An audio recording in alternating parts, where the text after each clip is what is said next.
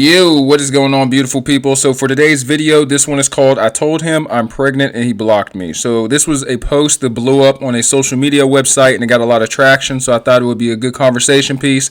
It reads, I met this guy in the beginning of April after he chased me down at the club, asked me for my number.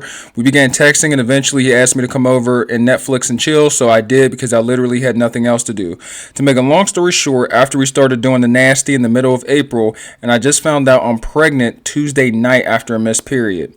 I told him yesterday morning that I was pregnant and he blocked me immediately. This is really sad. I wanted him to financially assist me with the termination, but the hoe done blocked me on Instagram and on iMessage. He plays college basketball, so I plan on emailing his coach and letting him know the situation. Oh my goodness. I'm also going to snitch on him for smoking weed. And then she posted the chat too in the post, and you could see that it was all good just a week ago. You could tell they were all with the nasty. You know how to get upstairs. I'm gonna be in my bed. Wake me up with some good-ish kissy face. And the next thing you know, a couple weeks later, just hit him with the test. She didn't even warm up. She wasn't like, hey, I got something to tell you. I missed my period. I'm feeling kind of sick. Nah. She just slapped my boy with the pregnancy test. And then he blocked her right directly afterwards. And let's get into this because I was here in this exact same position because I'm a father, EJ Daddy love you if you're watching this. And this could be a really scary moment and a really scary conversation. And I feel like guys really need to learn how to manage this.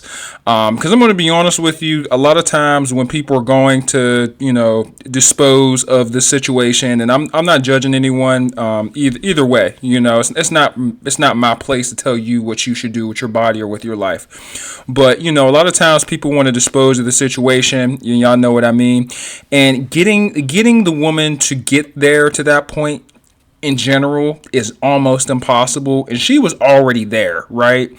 So now not only did he not respond, and block her, he's also not even trying to pay for it, which is just terrible. You always want to leave open communication in situations like this. This is the most delicate situation you could possibly get yourself into as a man.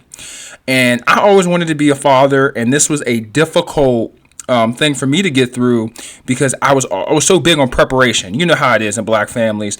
Everybody having kids real young, keep people unprepared. People are dying without what do you call it?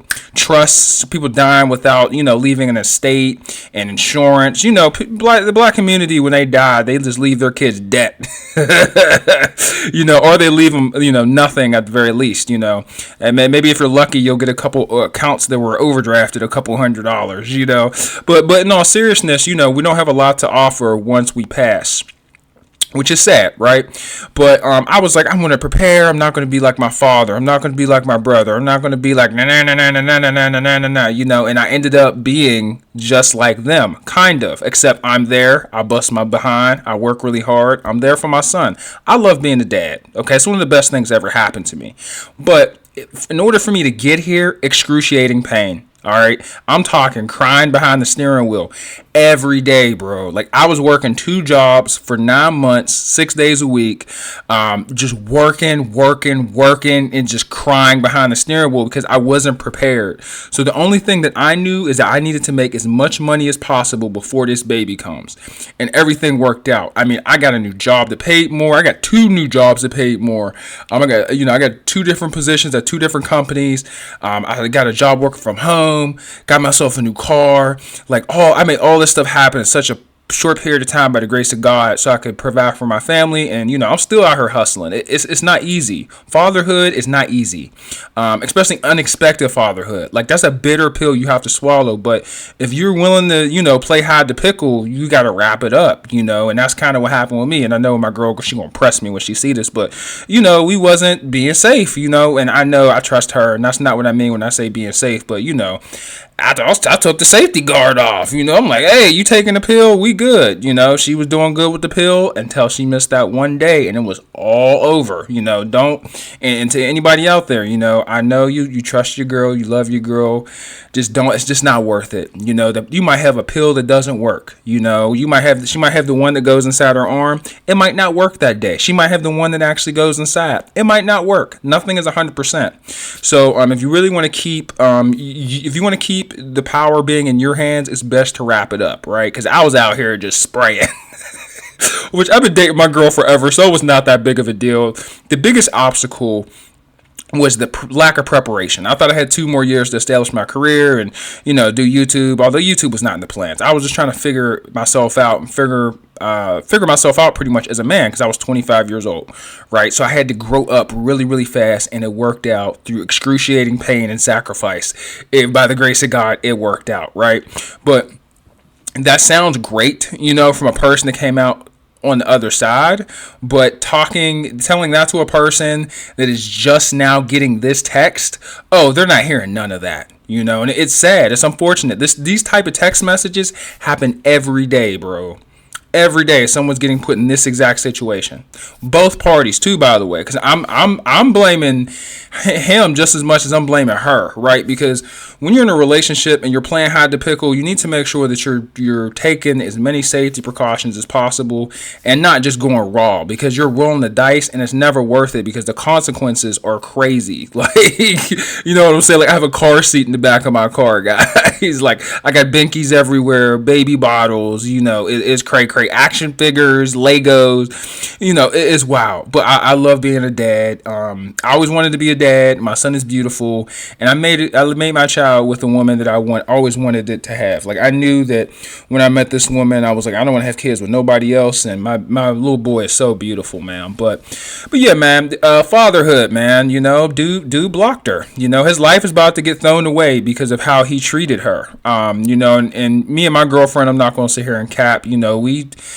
Knee-jerk reaction. We weren't on the same page, if you know what I mean. I wasn't sure, but it wasn't in my hands. It was in hers, and she made the decision.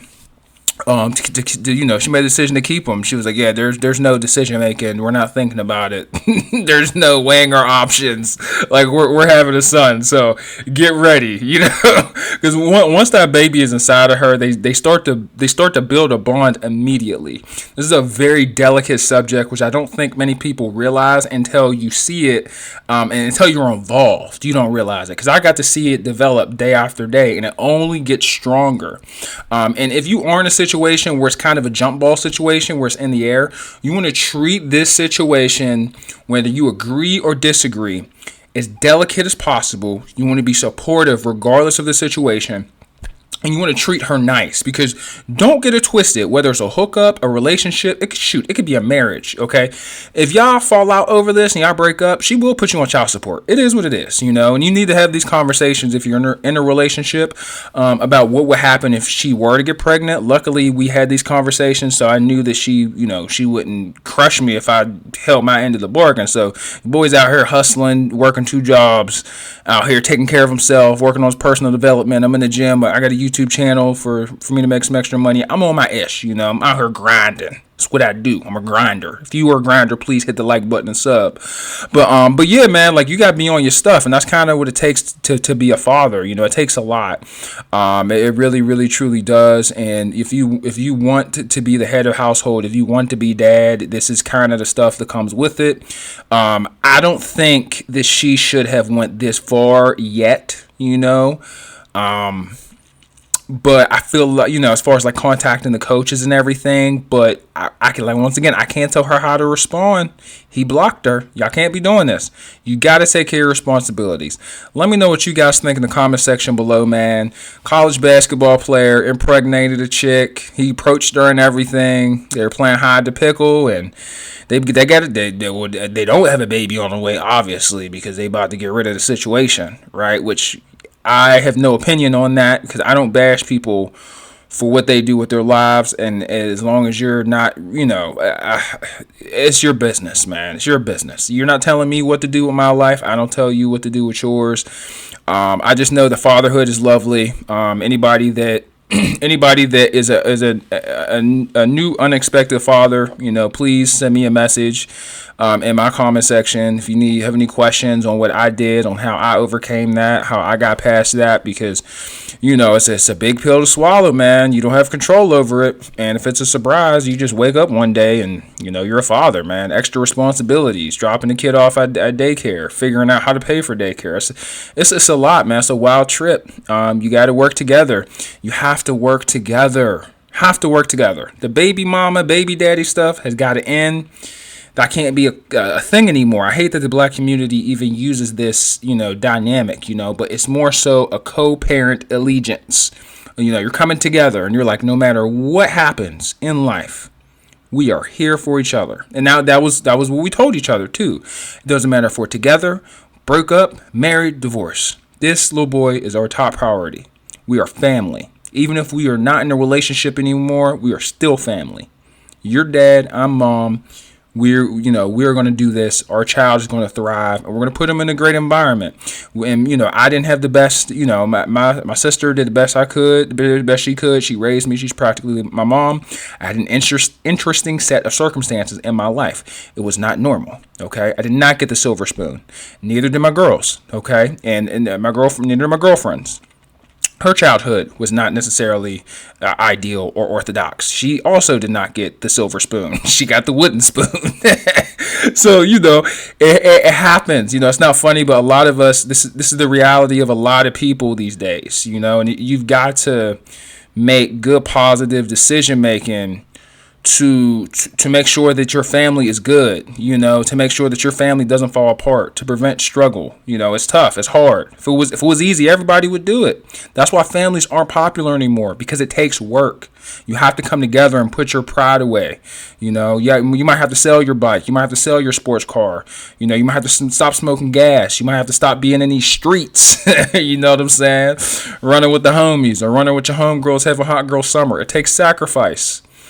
Not everybody wants to do it. Let me know what you guys think. Thank you so much for stopping by. I hope you guys have a great day.